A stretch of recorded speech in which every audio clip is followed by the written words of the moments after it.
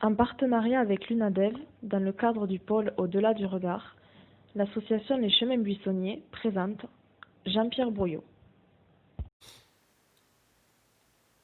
Je m'appelle Jean-Pierre Brouillot, je suis écrivain voyageur, co-réalisateur de films documentaires, comédien aussi de temps en temps.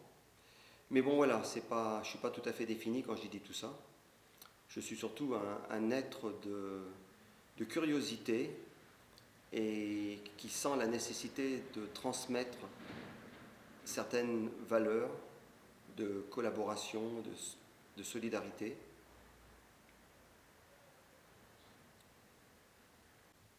Bon, quand l'association m'a contacté, ça a réveillé en moi ce désir de transmission,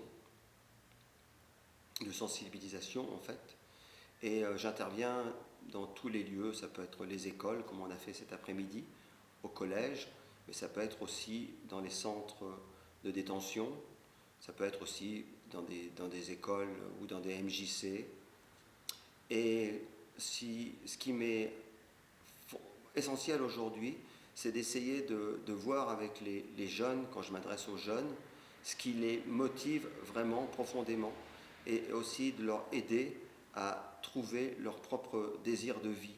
C'est-à-dire que la société, les parents, l'éducation nous proposent des chemins, mais je sais d'expérience, parce que j'ai vécu une vie un peu marginale, je ne suis pas allé à l'école quand j'étais jeune, j'ai quitté très tôt et je suis parti sur les routes du monde pendant de nombreuses années et je me suis réalisé apparemment dans quelque chose d'anticonformiste qui m'a permis moi totalement de m'épanouir.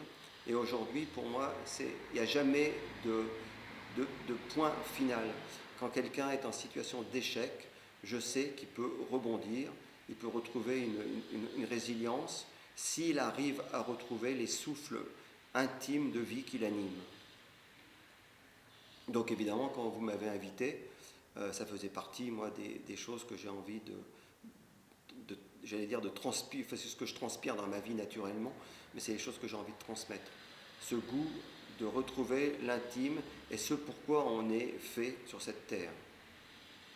Et on est tous faits pour des choses, pour des projets différents. Et il faut cesser, c'est ce que j'essaye de dire, de se comparer. Parce que se comparer, c'est voué à l'échec. Parce qu'à un moment donné, on dit l'autre, il est plus grand que moi, et ça valide le fait qu'on n'ose pas vivre sa propre vie.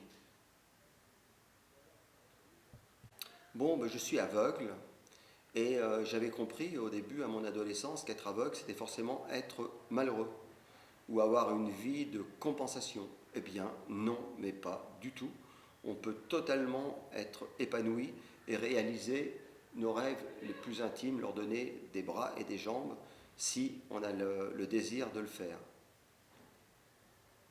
Donc, pour moi, il n'y a pas d'handicap, il y a juste des différences. Et ces différences, en fait, le handicap apparaît quand l'environnement humain qui nous encadre, sociétal ou parental, nous renvoie à notre différence et à notre infériorité ou à notre incapacité. Alors que si cet environnement humain est en solidarité avec nous, l'handicap, la notion d'handicap, de difficulté, est gommée immédiatement. Donc je dis, pas de handicap, que des différences.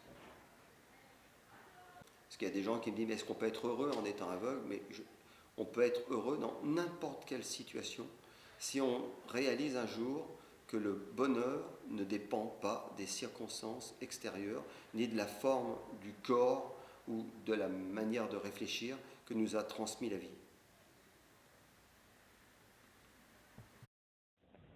L'association Les Chemins Buissonniers remercie Jean-Pierre Brouillot pour son partage d'expérience et son partenaire l'UNADEV dans le cadre du pôle Au-delà du regard.